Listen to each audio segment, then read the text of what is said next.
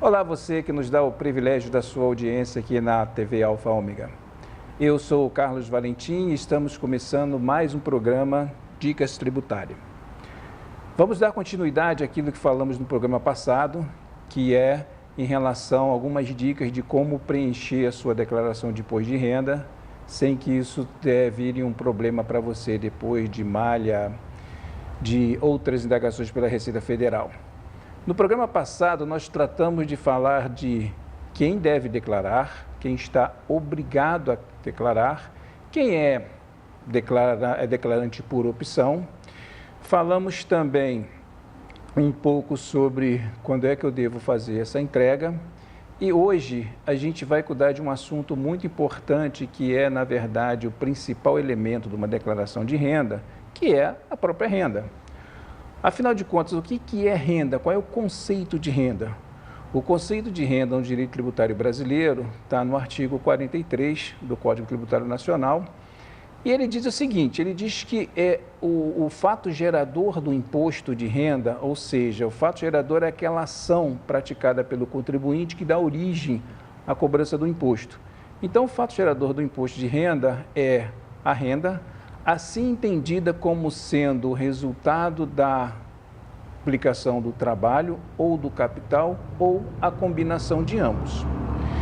Então, ou seja, se eu sou um empresário, tenho um capital aplicado numa companhia e essa companhia gera rendimentos e eu recebo parte desses rendimentos, eu tenho aí uma renda a ser tributada. Se eu sou um trabalhador, sou um empregado seletista numa empresa normal, enfim, se eu tenho um trabalho regular, eu recebo minha renda como esse trabalho, isso também é uma renda que eu devo declarar. Agora, se eu também estou na economia informal, se eu sou um camelô, não importa, se eu tenho algum tipo de atividade laboral, seja ela regulada ou não, eu tenho que pagar imposto de renda. Tem até uma situação muito importante, muito interessante dentro do próprio regulamento do imposto de renda, que ela diz também que não importa se a origem do que eu ganho é lícito ou não. Então, resguardadas as questões criminais, aquilo que eu receber, seja de uma atividade inclusive ilícita, eu devo pagar imposto de renda. Então, esse é o conceito de renda, que isso também gera aí uma certa confusão, de que às vezes as pessoas pensam que elas recebem uma vantagem, essa vantagem pode ser transformada em dinheiro, mas não necessariamente é dinheiro, e se tem que pagar imposto de renda ou não. O regulamento do imposto de renda também ele tem uma definição em relação a rendimento, que ele diz o seguinte, que ele diz que para fins de pagamento do imposto, não importa a origem da renda, não importa a localização da fonte da renda, ou seja, se está no Brasil, se está no exterior, não importa o nome que ela tenha, se ela é salário, se é honorário, se é aluguel, se é comissão, não importa o nome que ela tenha. Então, basta para a existência do imposto que o contribuinte tenha um benefício qualquer. Então, vamos supor, você ganhou, sei lá, a sua companhia que você trabalha fez lá uma promoção onde aquele vendedor que vendesse mais mercadoria em um determinado mês, ele ia ganhar um carro. Ele tem tributo em cima desse carro? Tem. Ele até não sabe que tem tributo, que ele recebe o carro, a chave do carro, mas a empresa dele, para poder fazer essa campanha, ela teve que considerar o valor do carro, em cima desse valor do carro, aplicar aí um percentual de imposto, que nesse caso aí é 25%, e pagar um imposto de renda sobre isso. Então, a gente paga imposto de renda sobre toda a renda que a gente recebe. Tudo bem, mas é verdade isso, toda a renda mesmo que eu recebo? Não necessariamente, tem suas exceções. Por exemplo, se eu recebo uma doação, alguém ou um benfeitor que eu encontro na vida me olha assim, pô, esse cara está precisando de uma grana, eu vou doar uma grana para ele. Eu tenho imposto de renda nessa doação? Não. Por que não tenho? Porque esse é um valor que sai fora daquelas duas características que o Código Tributário Nacional define como sendo a origem da renda. Ou seja, isso não é produto do capital e nem é produto do trabalho. É produto da graça de alguém. Então, eu pago imposto de renda sobre isso? Não, não pago. Mas eu sou livre de imposto sobre isso? Não. Existe um imposto estadual, que nós já falamos sobre ele em alguns programas atrás, que é o ITCMD, que é o Imposto sobre Transmissão, Causa Mortes e Doação. Então, isso aí eu tenho que pagar. Bom, se eu recebi uma herança também, Se eu sou um herdeiro de uma pessoa muito rica, ela faleceu e deixou para mim diversos bens, pago imposto sobre isso? Não. No Brasil existe um projeto de lei que tem por objetivo taxar grandes fortunas, que aí taxaria patrimônio também, mas isso não foi para frente, eu acredito que também não irá. Mas se eu recebo uma doação, ou se eu recebo uma herança de alguém, eu também não tenho imposto de renda para pagar sobre essa herança. Eu tenho para pagar o chamado ITCMD. E aí essa herança vai ser para mim como se fosse o capital, então o capital não é tributado. Aí sim, todo o rendimento que eu ganhar com a aplicação desse capital, eu passo a pagar imposto de renda. Bom, esse negócio parece estar meio confuso, então vamos separar um pouco os dois rendimentos. Eu tenho o rendimento do trabalho, esse rendimento do trabalho é aquele que eu recebo todos os meses, que vem descontado o imposto de renda de fonte, que eu somo no final do ano com tudo aquilo que eu recebi e eu vou lá, faço a minha declaração de imposto de renda e faço o balanço se eu tenho alguma coisa ainda a pagar ou se eu tenho uma restituição. O que acontece então com aqueles rendimentos que é o meu salário e eu separo uma parte do meu salário e invisto numa outra coisa qualquer? Então eu tenho lá o meu orçamento familiar e dentro do meu orçamento familiar eu destino uma verba para eu investir em algum tipo de investimento para fazer uma reserva para o futuro. Então eu coloco esse valor aí num CDB ou no outro título de renda fixa qualquer, ou eu vou lá, compro ações na Bolsa de Valores, ou se eu ganhei um pouquinho mais, eu invisto isso em imóveis e esses imóveis me geram uma renda de aluguel, ou eu até comercializo esses imóveis, compro para revender, vendo, compro de novo e compro outro, enfim, faço disso aí uma atividade também lucrativa. Então, como é que a Receita Federal trata esses dois rendimentos? São coisas apartadas daquela que é o meu salário. Então, eu também tenho um tratamento tributário diferenciado para isso. Então, toda a renda que é derivada da renda que eu ganho, ou seja, a parte do meu salário que eu invisto num CDB, esse CDB tem uma retenção na fonte quando eu recebo os meus rendimentos, as aplicações financeiras também, as ações em bolsas também, quando eu compro, vendo, tenho ganho de capital, também tem uma tributação em separado, e os demais rendimentos também, que não são considerados como rendimentos acumulativos, eu tenho também uma tributação em separado. Então, é por isso que quando eu vou preencher a minha declaração de imposto de renda, há uma diferença muito importante sobre os dois. Aquele que é o rendimento do meu salário, eu coloco numa linha, coloco numa ficha, né, que é a ficha que vai calcular o imposto devido, e os outros rendimentos têm uma ficha lá específica para rendimentos isentos ou tributados exclusivamente na fonte. O que quer dizer isso? Um rendimento que é tributado exclusivamente na fonte quer dizer que ele não vai ser somado ao meu rendimento do salário para fim de pagar imposto. Eu vou declará-lo até para mostrar o que eu tive de evolução patrimonial e eu vou ter lá esse valor líquido do imposto de renda, porque ele foi retido na fonte, ele é exclusivo de fonte, eu tenho que pagar nada sobre ele. E o outro rendimento que eu tenho, que é o do meu salário, que vai sair separado. Então, o rendimento que eu tenho, que é tributado exclusivamente na fonte, esse que vem das aplicações financeiras, ele é meramente declaratório. Eu só informo a Receita Federal que eu tenho aquele rendimento, que eu tenho aquela aplicação financeira. Essa aplicação também eu vou lançar lá dentro da minha ficha de patrimônio. E o meu rendimento do salário não, esse que vai compor lá a minha base tributária daquele ano.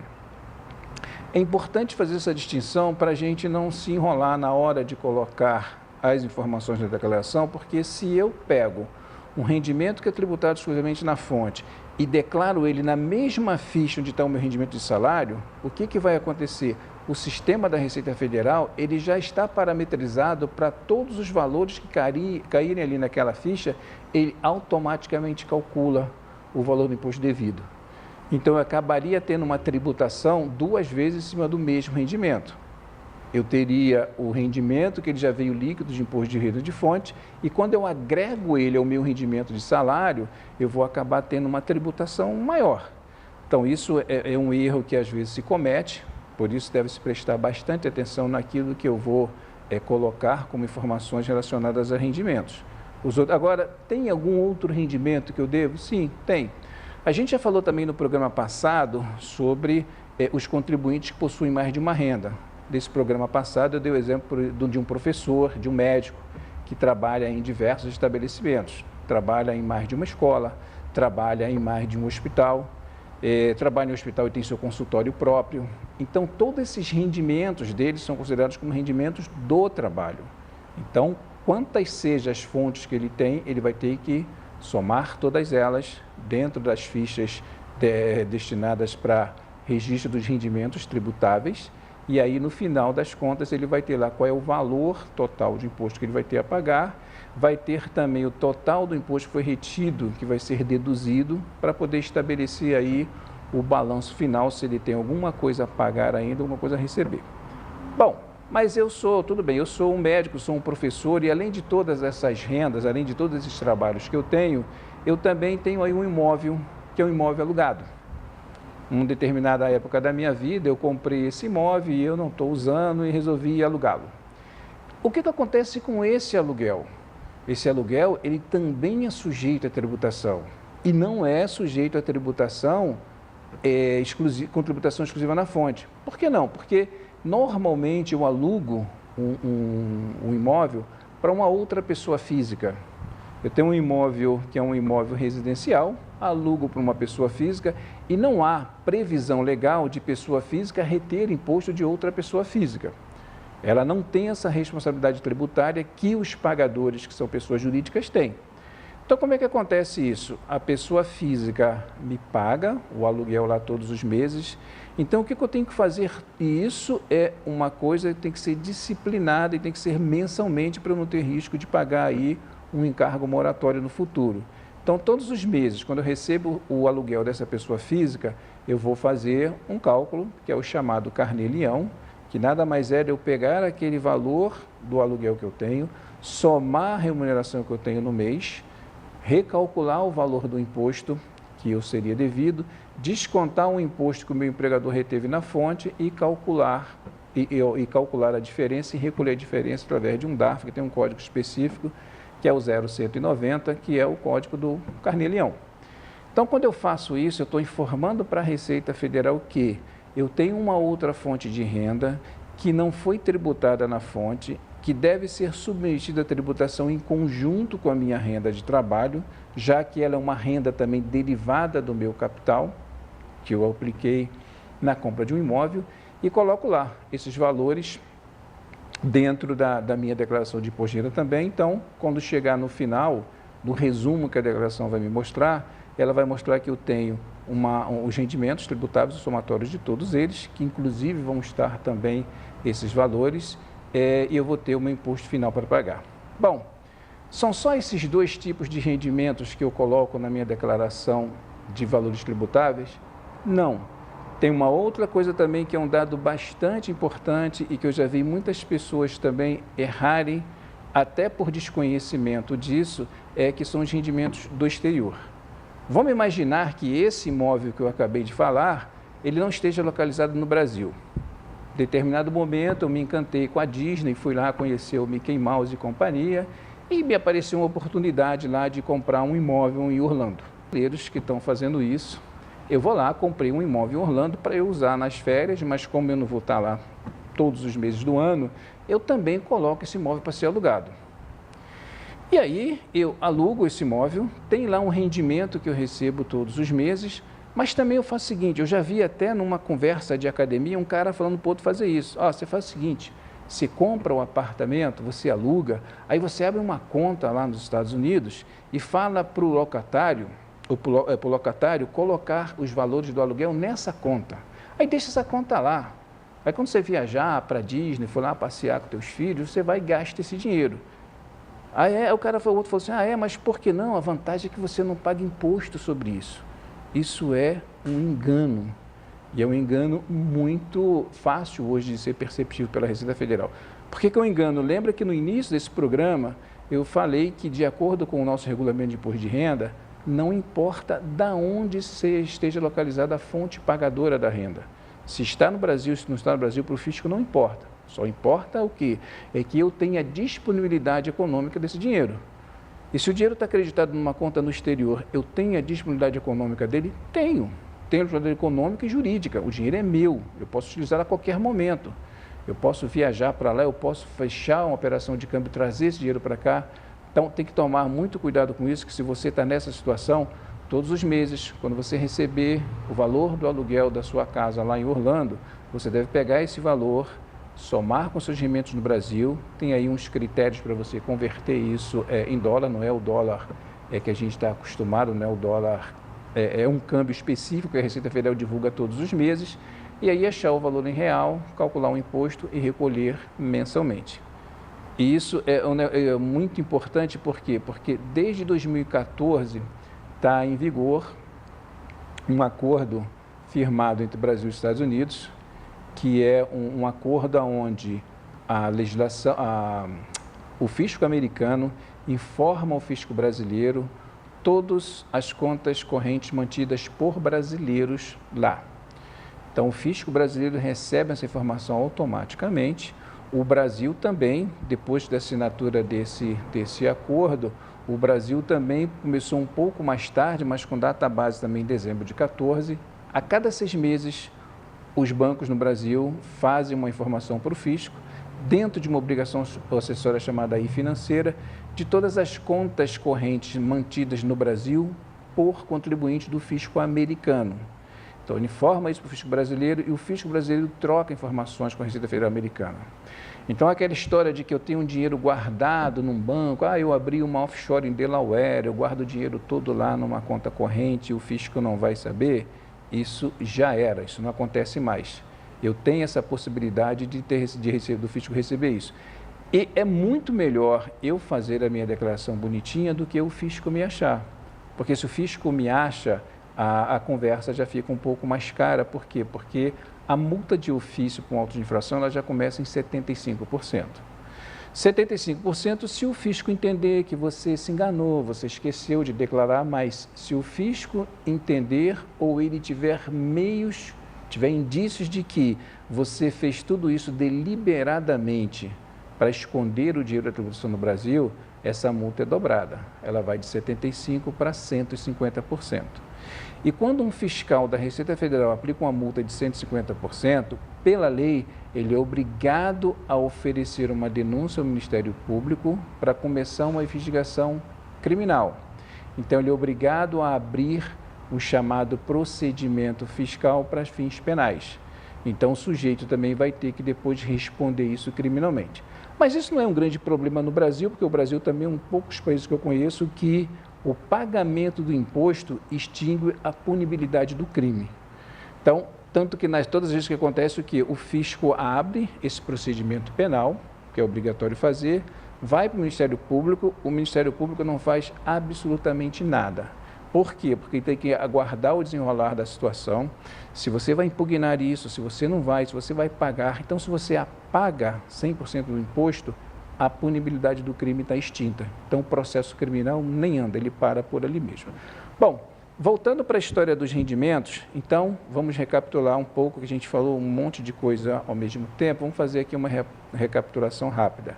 Rendimento, o que é? É o fruto de tudo aquilo que eu recebo da aplicação do meu capital ou do meu trabalho ou da combinação de ambos. Entendendo que a combinação de ambos é aquilo que eu falei, eu tenho trabalho, recebo salário, o salário vira capital, eu monto um negócio ou invisto esse capital em algum outro lugar e aí eu tenho um rendimento composto, vem tanto do capital como do trabalho. Esses rendimentos que é do meu capital, que está representado por aplicações financeiras regulares no mercado financeiro, eu tributo ele, não tenho preocupação tributária com ele. Por quê? Porque o próprio banco ele já tem a obrigação de reter, então já vem retido da fonte pagadora e acabou. Agora, o que eu faço também de aplicações em renda variável, que são as ações e outros derivativos disso, são também imóveis, enfim, esses eu tenho a obrigação de recolher o imposto. Calculo todos os meses, recolho, enfim. Então, esse também é tributação separada. Agora, aquele que eu recebo, que é fruto do meu trabalho de mais de uma fonte de renda, que não haja retenção, ou aquele dos aluguéis que eu estava falando, tanto faz ser no Brasil ou no exterior, eu também tenho que pegar esses valores, fazer um recolhimento à parte e ter aí o meu chamado carnê-leão. Com isso, a gente já tem um desenho muito interessante do que será a nossa declaração de renda. Quando a gente faz isso, a gente já consegue ter uma ideia do imposto que a gente tem para pagar. Agora, no próximo programa, a gente vai falar um pouco sobre aquilo que eu posso deduzir, quais deduções que eu tenho à minha disposição para no final eu ter aí o meu saldo final de imposto a pagar ou imposto a restituir. Ok?